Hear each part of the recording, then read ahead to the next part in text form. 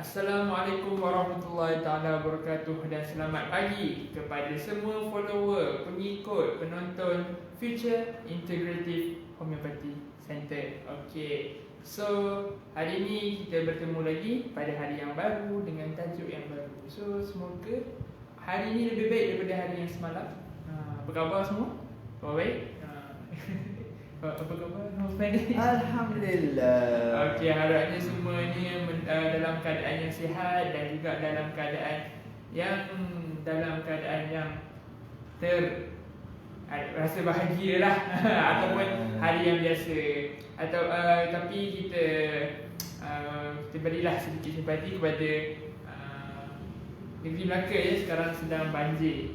Banjir yang agak teruk semalam hujan lebat. Macam mana keadaan anda yang berada di sana ataupun yang berada di sekitar Kelang ni sendiri, macam mana keadaan anda di sana? Adakah anda okey ataupun tidak kan? So semoga semuanya dalam keadaan yang baik dan berada di dalam lindungan Allah. Okey, so hari ini kita bertemu lagi dalam rancangan Daily Homeopathy Talk with FIHC ataupun FIHC hari ini. Bukan kepada Okay, so kita bertemu lagi di dalam platform Facebook dan juga di platform Instagram. So hari ini bersama saya lagi Haziq. Saya ni Fahmi Dari Future Integrative Homeopathy Center. Perkara kami adalah menyelesaikan masalah kesihatan anda dari pelbagai usia, sama ada bayi, kanak-kanak, remaja, ibu bapa, orang muda ataupun orang tua. Okey, so secara alami, secara semula jadi dengan harga yang mampu milik menggunakan perubatan homeopati. So macam ada yang baru datang ni, yang baru tengok apa dia lah homeopati ni, tengok muka sama je jadi hari, cakap usah apa lah. So kalau nak tahu lebih lanjut, boleh tekan link kat bawah ni. Kami berlokasi di kampus Sungai Udang. Boleh tekan link dekat bawah ni nanti untuk sebarang pertanyaan. InsyaAllah kami akan jawab dengan secepat yang mungkin.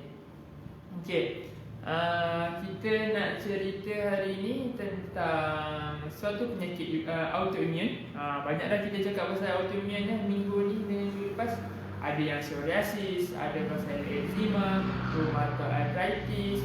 Semuanya adalah autoimun, which is tak ada jalan penyembuhan dia. Sebenarnya dia tak sembuh, tapi boleh dirawat ataupun dikawal dengan cara-cara yang tersendiri. Okey, so hari ini kita nak cerita tentang suatu penyakit lain yang bernama SLE. Okey, so kita biasa dengar, ada orang yang biasa dengar, ada orang yang tak biasa dengar. Ada yang cakap SLE ni apa, ada tu tak faham. Ada tu tak faham SLE ni apa. Okey, sebenarnya SLE ni adalah suatu penyakit autoimun. SLE ni dia singkatan kepada Systemic Lupus Erythematosus. Systemic lupus. Nama pun sistemik. So sebenarnya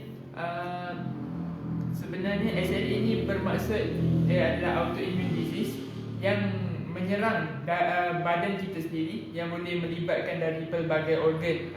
Boleh jadi organ daripada segi organ kidney, buah pinggang ataupun paru-paru. Memang boleh kata satu badan lah. Dia macam satu badan ni bergaduh dengan diri sendiri. Tapi kita tak nampak sebab badan immune system kita yang tengah bergaduh. So dia adalah satu penyakit yang autoimun dan juga tiada rawatan yang spesifik ataupun tak boleh sembuh terus. Dia akan berlaku, tapi hanya boleh dikawal dan juga hanya boleh dilegakanlah sakit tu. Daripada sakit boleh jadi kurangkan sakit. So tu basically apa yang maksudkan dengan SLE lah. So kita nak cerita juga tentang macam SLE ni, okey, dia efek boleh jadi dekat pelbagai organ, boleh jadi dekat buah pinggang ataupun darah kita sendiri pun boleh jadi masalah juga. Dia bergantung kepada orang tu sendiri. Ada orang tu dia banyak dekat buah pinggang, ada orang tu banyak dekat kulit, ada orang tu banyak dekat paru-paru. So dia macam-macam sistem dia boleh lawan ataupun berbagai sistem yang boleh dia lagi dia punya simptom tu keluar. Okay, so kita dah cerita tentang tu basically. So boleh tak terangkan lagi apa lagi dia macam sebenarnya definition tu sendiri, mungkin simptom ataupun apa sebenarnya yang disebabkan oleh SLE ni? Okey, SLE ataupun kita kenal sebagai Systemic Lupus Erythematosus. Yes.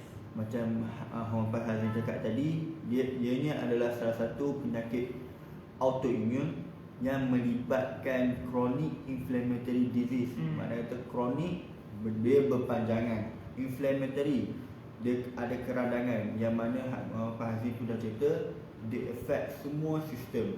Okey, dalam badan kita ni ada 11 atau 12 sistem dalam badan kita, dia attack semua itu. Jadi combination, orang yang ada SLE ni, okey, seperti mana kita tahu dia ada SLE ada macam sistem kan, which is that SLE macam sistem lah. SLE dia menyerang berbagai sistem. Okey, dia sistem contoh serang dari sistem digestif, sistem perkumuhan, sistem kulit, sistem pernafasan, sistem tulang dan juga sendi kita, dan banyak lagi. Selalunya orang yang ada SLE ni dia mempunyai dia affect kat lebih daripada satu sistem. Maknanya dia boleh jadi combination, boleh jadi dua. Contohnya dia ada masalah dekat kulit dan juga ada masalah dekat lutut, which is dua sistem yang berkaitan dalam orang yang ada SLE ni. Okey. Jadi Hazim pun dah cerita dah banyak. Boleh katakan macam yang brief tu boleh katakan semua orang dah boleh faham. Jadi apa yang kita boleh nampak lagi dalam SLE ni? SLE dalam first kita kena tahu apa faktor risiko untuk orang ada SLE ni. Siapa dan golongan mana yang selalu boleh dapat dapat SLE ni? Yang pertama, yang semestinya orang yang ada penyakit autoimun dan juga berketurunan family history yang mana ada autoimun dan sebagainya lah, sama ada psoriasis, SLE ataupun vitiligo ataupun mana-mana penyakit autoimun yang berkaitan dengannya. Okey, itu pertama. Yang kedua, yang selalunya yang mendapat SLE ni dalam kalangan jantina semua selalunya wanita berbanding dengan lelaki.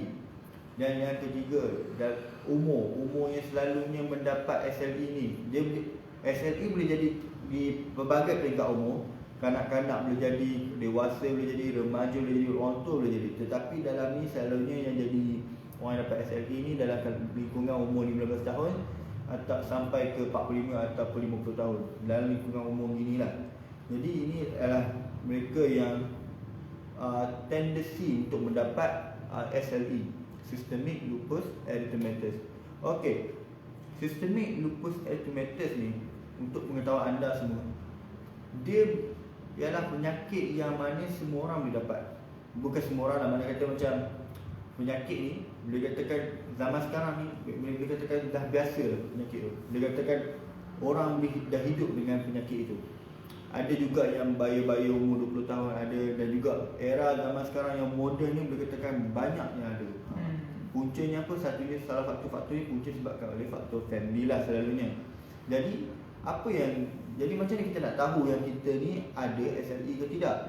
Sebab selalunya bila kita ada SLE ni, kita selalu confuse lah. Sebab macam saya cerita tadi, SLE dia affect banyak sistem. Dalam badan kita ni ada 11 atau 12 sistem. Jadi dia affect semua tu. Dan juga dia SLE ni, orang tu boleh ada, dia affect dekat satu atau dua atau lebih daripada sistem tu. Mana kata orang tu dia ada lebih daripada dua daripada combination sistem tu. Contohnya, kita tengok orang ni ada masalah eczema. Dia ada masalah eczema, kulit gatal, merah, kering, dan juga dia cepat flare up, dan juga dia bila stres flare. Dan juga mereka ni, dan juga orang kita nampak ni eczema, tapi pada masa sama dia ada sakit lutut, sakit sendi, sakit belakang, sakit dia punya everything yang berkaitan dengan joint dia, which is that kita nampak tu kita confuse dia ni eczema ke ataupun arthritis. Dia dari situ ada confusion, which is that dia memang benda macam ni sebab dia akan nampak ni sakit ni dia combination daripada sakit ni. Ataupun kita nampak orang yang ada SLE yang berkaitan dengan jantung. Contohnya dia ada cardiomyopathy. Mana kata dia ada keradangan dia punya jantung, which is that dia punya muscle layer of jantung tu, dia ada keradangan di situ. Dan kita dah nampak dari segi dia sesak nafas, dan juga dari segi palpitation yang very irregular, dan juga arrhythmia, dan juga kita nampak everything blood flow dia, which is something wrong. Itu pun kita confuse adakah dia ada masalah jantung sahaja ataupun masalah lain. Dan juga memang ni boleh kita common lah, kita selalu kita akan nampak dalam seorang tu dia akan ada dua masalah. Contoh dalam dia ada masalah kulit dan juga masalah lutut, ataupun masalah otot dan sendi, ataupun dia ada masalah jantung, dia akan juga ada masalah bawah pinggang. Kita akan nampak kalau dia dalam dua combination gitu. Jadi untuk orang macam ni, macam mana kita kenal dia ni ada SLE? Jadi first kita akan saya akan listkan simptom yang common, general. Yang pertama sekali ialah mereka ni cepat letih, fatigue, ataupun weakness, great weakness, lethargy. Mereka ialah orang yang selalu cepat penat because of the immune system yang lemah. Yang kedua, mereka ni kita dah nampak dia orang ada kalau contoh macam kita confuse dia ni eczema ke tidak. Okey, mereka ni ada rashes, ada bentuk menyerupai eczema, tetapi mereka ada bentuk yang tertentu, which is macam eczema diorang ni, which is that kita panggil sebagai butterfly rash, which is that dia punya kemerahan tu selalu kat muka nampak macam bentuk butterfly. Dia tak terbang lah, cuma gitu je lah. Which is that kemerahan tu kat situ. Dia macam penuhi kat hidung dengan pipi dia. Memang ini selalu kita nampak. Which is that menurut pengalaman saya pun saya selalu nampak orang yang ada SLE ni dia ada masalah ni juga. Dan juga dia ada masalah sakit lutut, which is sakit lutut dia sama ada sakit lutut, sama ada kebas, sama ada dia rasa panas, dia rasa cucuk-cucuk. Itu memang selalu ada. Dan ketiga dari segi selera makan kurang, dan juga dia cepat panas, dan juga kulit dia cepat rasa sakit, skin ataupun kita panggil skin lesion. Makna kata bila dia terdedah dengan cahaya matahari selalunya dia akan rasa, dia orang pertama akan rasa sakit gila, rasa sakit macam cucuk-cucuk, umpama cacat kulit. Itu yang pengalaman saya dapat. Dia kata umpama macam saya tak ada kulit doktor, macam ada sambal masuk dalam tu. Benda cerita. Dan pelbagai lagi lah yang mana yang ni boleh katakan dia adalah yang benda simptom yang biasa yang kita selalu nampak dalam orang ada SLE. Untuk lebih lanjut anda boleh rujuk lah ke kita akan post lepas ni, yang mana yang dikatakan kita kena tengok yang ni macam ada sistem eczema, ada macam arthritis, ada macam ni, ada macam tu, ada. So boleh katakan SLE ni dia tak tentu. Sebab ada orang tu yang ni pun saya ada seorang kes tu saya dapat. Ni pun macam bulan ni dia ada masalah kulit dan juga lutut. Bulan depan dia ada masalah dia punya perut dan juga dia punya tekak dia punya pernafasan dia tu. Dan juga next month pula dia ada masalah lain pula, which is masalah dia punya bawah pinggang dan juga masalah dia punya kepala dia punya kat sini kan. Which is that, dan juga benda tu dia akan berulang balik lah. Jadi macam apa Haji dah cakap, untuk orang ada SLE ni dia tidak ada penawar dia, tidak ada cure dia. Selalunya dalam perubatan ni bila kita cakap cure, makna kata ni dalam perubatan kita tidak ada ubat spesifik untuk orang ada SLE. Mana kata macam contoh macam Panadol, macam paracetamol, kita dengar ni untuk orang untuk pain reliever, sakit tahan sakit atau untuk ubat demam. Mana kita macam spesifik tahu ni ialah ubat demam. Ni kita punya layman term punya pemikiran lah. Ni ialah ubat demam. Tapi untuk SLE dia tak ada. Dia tak ada macam ni SLE ni ubat kau makan. Tak. SLE ni kalau untuk rawatan konvensional, rawatan ubat hospital modern medicine, macam mana dia orang buat? Dia orang just contoh dia ni ada eczema, kita bagi ubat untuk kulit dia lah, which anda kata dia flare up, kita bagi steroid, kita bagi topical steroid. Ataupun dia ada masalah which is demam yang tinggi, kita bagi paracetamol, kita bagi acetaminophen. Which is that tujuan ubat yang diberi kepada dia tu hanyalah untuk relief dia punya simptom, untuk legakan yang keadaan, bukan yang untuk menyembuh terus. Makna kata dia bukan yang macam nak reverse balik benda tu pada asal. Benda perkara yang jadi pada dia ni boleh katakan irreversible. Makna kata macam tak boleh putar balik lah. Makna kata macam badan dia macam ni lah, tak boleh macam nak balik pada dulu macam seperti yang biasa, which is organ yang bergerak secara biasa dan function secara baik. Itu dalam SLE. Itu yang Hazim sudah beritahu, dan ini yang saya nak kongsi pada anda apa yang berlakunya dalam SLE. Okay, so macam Mubani cakap tadi, kebanyakan orang yang ada SLA ni adalah dalam lingkungan 15 ke 45 tahun. Sebenarnya ada research yang mengatakan dia disebabkan berlaku ketika itu, sebab itu adalah waktu mereka ada reproduktif mereka ni aktif. So macam umur, ada orang tu bila dia start umur 14 tahun, 15 tahun, dia boleh balik lah, akhir balik lah. So kiranya benda ni boleh terjadi ketika dia ada punya hormonal dia ada aktif lah. Tu research dia kata apa cakap ada dia punya efek dia lah.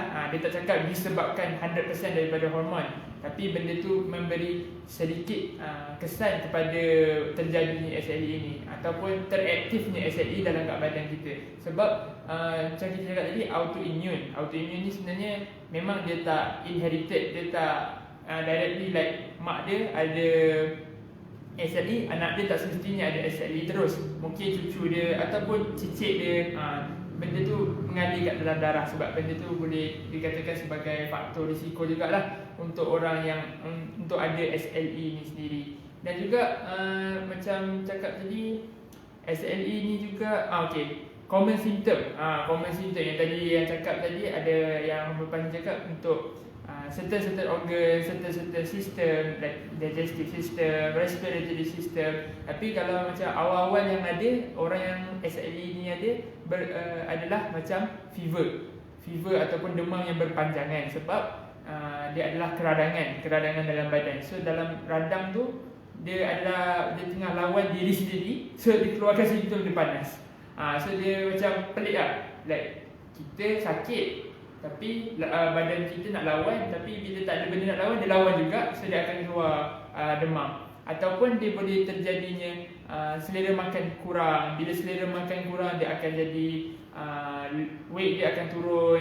So pada mereka yang ada simptom-simptom ataupun gejala-gejala seperti ini, yang rasa macam risau ke apa, boleh je pergi terus ke pusat rawatan yang berdekatan ataupun klinik-klinik yang menyediakan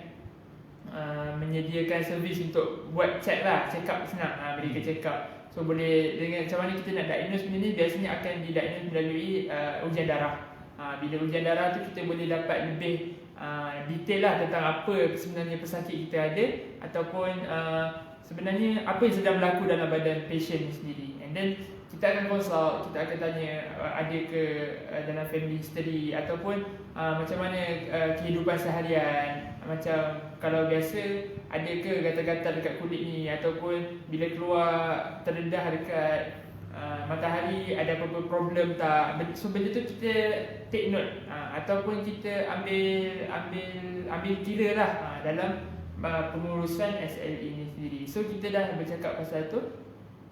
So macam mana pula kalau kita nak orang yang ada SLE ni nak datang dengan kita untuk mendapatkan rawatan? Betul, sebab kita sendiri dah cakap tadi, tak ada spesifik ubat, ataupun kita tak ada ubat yang terus makan yang macam spesifik untuk SLE ni saja. So apa yang homeopati boleh bantu, ataupun apa yang homeopati boleh tawarkan kepada pesakit-pesakit SLE yang berada di luar sana?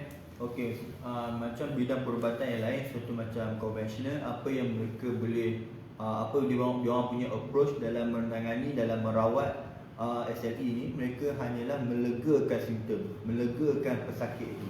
So jadi ada beza tak dengan ubati? Yes, kita pun macam tu juga. Kita pun kita punya goal, kita punya treatment kita ialah untuk melegakan simptom dia, dan juga kita tak bagi dia punya frekuensi tu kurang, kita nak bagi dia punya kesakitan tu kurang, kita nak bagi dia punya recurrent symptom tu, which mean that kalau dalam eczema ada flare up atau joint dia tiba-tiba sakit, yang tu kita nak bagi kurang. Which is that kita punya point is, daripada apa yang saya cakap ni, kita punya utama kita untuk merawat orang yang SLE ni ialah kurangkan dia punya simptom untuk dan melegakan dia punya sakit. Tetapi perbezaannya daripada macam konvensional, which is beza sikit je, kita merawat orang tu secara keseluruhan. Jadi kita merawat orang itu, okey, kita tengok juga daripada mental juga, daripada dia punya perangai, dia punya behavior, daripada semuanya. Kenapa? Sebab dia dah lama hidup dengan penyakit ni. Bila dia dah hidup lama dah dengan penyakit ni, Jadi of course dia punya mental behaviour pun affected. Sama ada dia redha tak redha, wallahu alam. Jadi kita nak tahu dari segi dia punya mental behaviour dari sini. Sebab apa? Dia ni selalu saya jumpa lah, macam orang ada SLE, okey dia ada masalah, dia ambil ubat konvensional semua tu, okey dia makan, tapi okey simptom tu lega, tapi dia tak puas hati, dia geram. Tak happy. Dia kata lain, dia hanya merawat simptom fizikal saja, tapi tak merawat simptom mental. Biarpun mental taklah affected 100%, tetapi sekiranya diri sendiri tu macam tak puas hati, ada something wrong, negativity, and makna kata itu effect juga. Makna kata fizikal dia affect juga mental. Biarpun dia penyakit tu tak affect mental tu directly, tetapi because of the after effect from that, dia effect. Jadi itulah kita punya goal of treatment dalam homeopathy, which is that kita akan cakap benda basic, which is improve your quality of life. Tapi apa maksud quality of life dalam SLE ni? Okay, dalam SLE ni kita nak improve your mental state, your physical state also, because we look at you, we treat you as a whole. We want to treat you not SLE. Because SLE tu ialah sebahagian daripada kamu. Is you. Contoh nama orang tu nama Aminah ke Ali ke apa kan. Okay, Aminah SLE tu kamu, SLE tu Aminah tu SLE. Betul. Sebab tu dalam Instagram kita tanya, kita bagi sengsara ke ataupun sebahagian daripada kehidupan kamu. Dia boleh jadi dua-dua. Boleh jadi sengsara dan juga part of your life. Tetapi kena terima hakikat, benda tu adalah sebahagian daripada hidup kamu, sebahagian daripada kamu punya kesengsaraan, sebahagian juga daripada kamu punya perjalanan hidup, dan juga sebahagian juga daripada kamu punya kebahagiaan.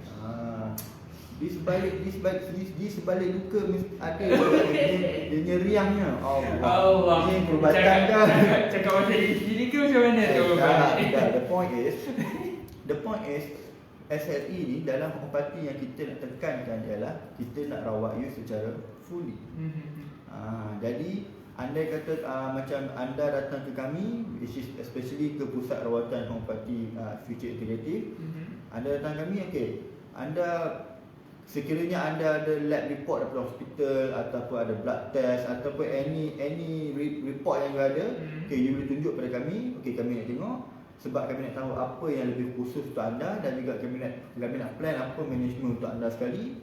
Dan juga kita akan bagi ubat yang mana untuk you sahaja, which is that orang SLE, contohlah macam tadi Ali dengan Aminah. Okay, Ali dia dapat ubat-ubati, dia ni lain, ubat-ubati dia ni pun lain juga. Walaupun penyakit tak sama. Walaupun penyakit sama. Andai kata macam dia penyakit ada eczema dan juga arthritis. Ni eczema arthritis tapi tak sama. Betul.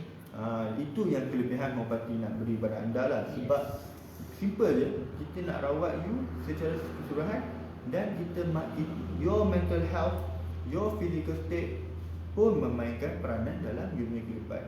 Pun benda itu kami concern juga. Jadi itulah dalam rawatan homeopathy yang mana kami cuba tawarkan pada anda, which is kami merawat itu secara holistik. Dan juga kebaikan homeopathy yang kami ingin share pada anda, yang ni dan dalam homeopathy kami tidak adalah side effect, which is dalam homeopathy tu. Selalu macam ni saya punya pengalaman adalah saya merawat orang yang ada SLE ni. Dia selalu datang kita, okey, dia ambil ubat hospital semua juga, dia ambil ubat ni, lepas tu tapi itulah sekiranya dia makan ubat ni dia jadi sakit. Dia ubat tu untuk melegakan sakit, tapi dia bagi juga counter back sakit, which is side effect yang dia ada. Dan juga andai kata dia tak makan ubat tu, badan menggigil, ada jadi masalah. So itu adalah side effect yang mana kita tidak boleh nafikan, memang itu memang standard. Sebab apa? Side effect diperlukan nak tunjukkan ubat tu dia punya action. Itu dari segi ubat konvensional lah saya cerita. Ini memang basic pharmacology, ini standard. Sebab apa? Ubat tu memang bertindak atas dasar gitu. Tapi dalam homeopathy dia bertindak atas dasar natural, semula tadi. Mana dia bertindak atas dasar holistic, individualization. Dia trigger badan kita untuk menyembuhkan diri. Dia macam dalam konvensional, dia benda dia hantar ubat tu ke target sel, mana kata dia hantar benda tu untuk lawan. Tapi dalam badan kita, dalam homeopati, dia menyuruh badan kita tu lawan. Sedaya upaya kita lah. Mana kata macam badan tu dah fizik, contoh kita bagi persen lah. Okay, badan tu memang dah asal dah 80% dah kuat, dah macam tu je, and then dia naik turun sebabkan penyakit. Jadi ubat homeopati masuk kat dalam badan dia untuk bagi 80%, naikkan balik 80% tu, fight balik. Itu function ubat homeopati. Jadi dari segi macam side effect, dari segi macam lepas makan ubat kiri teruk ke tidak, itu jarang kita nampak lah. Ini berdasarkan pengalaman dan juga berdasarkan apa yang saya pernah hadapi dengan orang SLE yang selalunya mereka komplain lah. Yang selalu mereka dapat, saya rasa macam dah saya jumpa orang tu pun sama yang komplain. So macam kalau kita bagi ubat tu individualization kan, so kita bagi aminah dua kita bagi kat dia supaya trigger aminah untuk melawan diri sendiri. Macam tu. So benda tu memang berdasarkan individualization dan juga holistik. So macam mana kita nak tu, kita akan tanya dekat pasien betul-betul dia punya lifestyle, dia punya sejarah hidup, dia punya pengalaman hidup. So benda ni memang kebiasaannya akan ambil sedikit masa lah untuk kita bertanya dengan lebih lanjut supaya kita boleh mengenali pesakit itu sebagai mereka diri sendiri. Sebab kadang-kadang pasien ni depan orang dia lain, and then bila kita tanya betul-betul, kita tanya elok-elok, dia akan keluarlah benda yang tak ditunjuk dekat orang lain. So benda tu yang kita nak tahu, ataupun kita nak dapat tahu untuk mendapatkan untuk kami pilih penawar yang betul, yang tepat dan boleh membantu dalam meningkatkan quality of life, quality hidup itu sendiri. So selain daripada tu, ada apa lagi kita nak tambah? Lagi sekali saya tambah dari segi management yang tidak memerlukan ubat lah. Yang mana kita buat kat rumah ataupun lebih kepada macam backup kita. Untuk orang SLE ni, dia punya management ni tidaklah spesifik. Mana kata dia bergantung kepada apa penyakit yang dia ada. Tapi yang selalunya kita akan bagi management yang jadi happen lah, because kita nampak orang yang ada SLE ni selalunya dia ada masalah dua ni yang which is masalah dia punya kulit dan juga masalah arthritis. Dan juga ada masalah lain tu kita jarang dengar, tapi banyak juga orang itu, banyak. Tapi ni kita bagi management untuk itu. Andai kata macam dia ada masalah macam jantung ke, atau masalah paru-paru ke, atau masalah kepala ke, ataupun masalah bawah pinggang, itu memang perlukan management yang lain lah untuk orang yang ada SLE ni, which is tidaklah macam drastik sangat. Management ni lebih kepada penjagaan diri dan juga backup. Contoh macam kita akan bagi, management untuk orang yang ada, contohlah orang ada masalah kulit, which is butterfly rash semua tu. Bila dia kena kat matahari, dia lagi sakit. Kita suruh buat apa? Apply sunscreen ataupun sunscreen untuk dia punya, untuk tidak bagi dia punya tu sakit lah. Kita nak legakan dia tu. So boleh apply yang tu. Dan juga boleh consume lah macam suplemen, contoh macam vitamin D atau kalsium, ataupun kita boleh dapat dari segi pemakanan, contoh macam sayur-sayur hijau dan juga buah-buahan yang masam, dan juga pemakanan yang dan juga dari segi minum air yang banyak, which is satu je management yang mana untuk menguatkan sistem badan dia. Itu SLE yang utama. Jadi andai kata dia ada penyakit tu yang mana berkaitan dengan simptom yang dia ada tu, dia boleh buat berdasarkan management yang dia ada, which is sangat-sangat broad lah, luas lah simptom. So tambahan lagi adalah seperti macam kita tahu SLE ni memang agak susah lah mereka nak menjalani kehidupan seperti biasa. Namun benda yang kita kesihatan yang basic kita masih perlu jaga. So contohnya mereka masih perlu untuk exercise, and then makan kena jaga, jangan makan berlebihan sangat. Dan juga macam kalau nak pergi keluar untuk untuk exercise tu, pastikan kita minimizekan dengan exposure to the sun, macam daripada terdedah dengan matahari. Ataupun kalau nak exercise tu janganlah yang berat-berat, sebab boleh katakan fragile juga sebenarnya orang yang ada SLE. Sebab dia macam-macam penyakit ada, and ada macam dia satu sistem. Sebenarnya bila kalau badan kita ni satu sistem fail, memang sistem lain akan down. So sebab tu kita kena jaga sistem badan kita, dan kita kena mengamalkan gaya hidup yang lebih sihat dan pemakanan yang cukup. Piramid makanan tu kena ikut ataupun boleh ikut apa panggil suku-suku separuh yang telah disyorkan oleh KKM sendiri. Dan macam dari segi itulah, pemakanan tu kena jaga untuk menjaga kesihatan diri. So kita dah ada boleh tambah ke sebelum kita nak tutup kita punya rancangan homeopati hari ni? Homeopati hari ini Tak ada.